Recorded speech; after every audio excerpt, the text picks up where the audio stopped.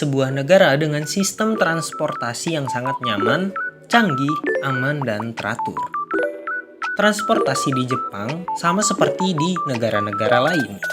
Ada transportasi darat, laut, dan udara. Di darat, ada transportasi berupa kereta.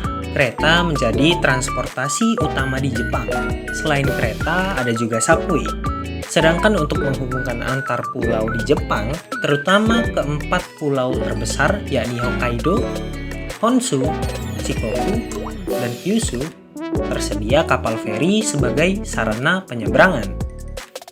Jepang juga menyediakan layanan penerbangan internasional yang komprehensif melalui dua maskapai penerbangan utama, yakni maskapai Japan Airlines dan All Nippon Airways.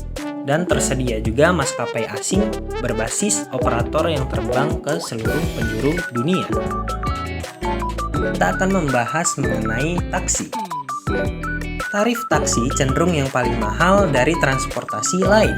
Taksi lebih banyak digunakan karena dapat mengantarkan pelanggan ke alamat yang tepat atau yang tertulis dalam bahasa Jepang ataupun dalam kartu bisnis.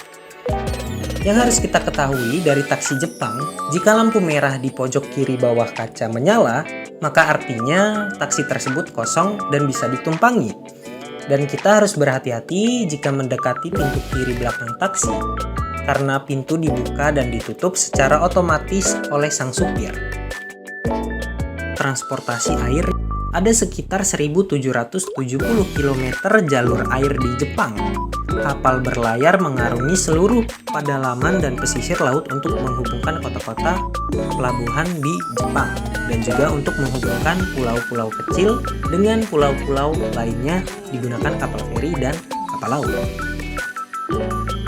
Terdapat 22 pelabuhan utama yang ditunjuk oleh Kementerian Darat, Infrastruktur, dan Transportasi dan juga memiliki 662 kapal, diantaranya digunakan sebagai alat angkut barang maupun alat transportasi massa.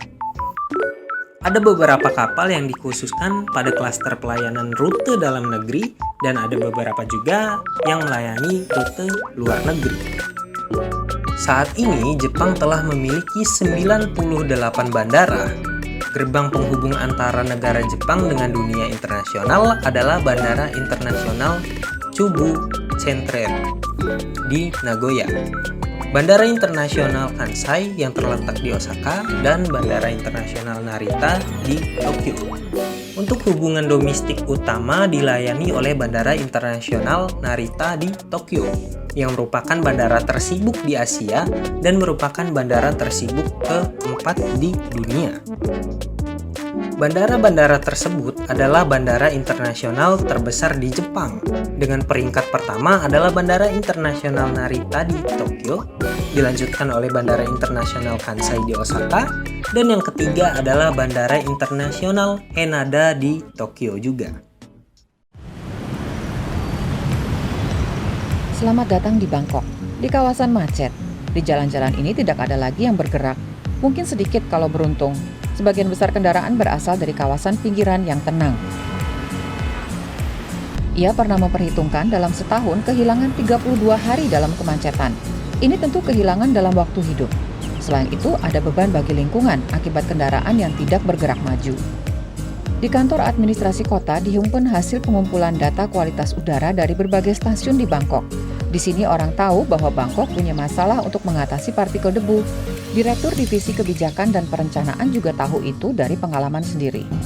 Penyebab utamanya kemacetan nyaris tak kunjung henti, serta bus-bus tua bermesin diesel. Rata-rata usianya 25 tahun. Itu disukai warga Bangkok karena murah. Sekitar sepertiga transportasi di dalam kota menggunakan bus tua. Tapi bus-bus juga terjebak kemacetan. Sisanya sekitar 60% warga Bangkok menggunakan mobil pribadi. Itu harus berubah jika Thailand, seperti sudah dijanjikan, akan mengurangi emisi gas rumah kacanya sampai 20% hingga tahun 2030. Jaringan kereta layang SkyTrain harus siap hingga 2029 dengan cakupan 500 km. Tapi sejauh ini hanya sedikit orang menggunakan SkyTrain. Hanya 3% dari semua transportasi dalam kota dilakukan dengan kereta layang dan kereta bawah tanah.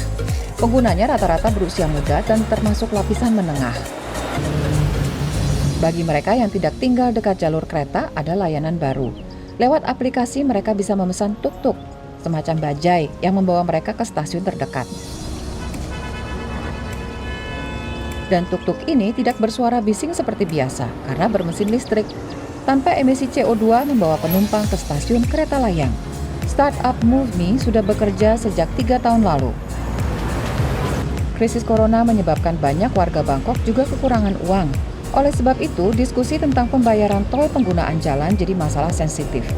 Jika orang awalnya menolak, tampaknya tidak mengherankan lagi. Itu dulu juga bisa dilihat di London dan Stockholm. Demikian diungkap perancang jalur lalu lintas yang jadi penasehat pemerintah Thailand. Di Bangkok, waktu semakin mendesak. Lebih dari 10 juta kendaraan bermotor, baik mobil maupun sepeda motor, berlalu lalang di jalan. Dan tahun lalu saja, jumlahnya bertambah 1 juta.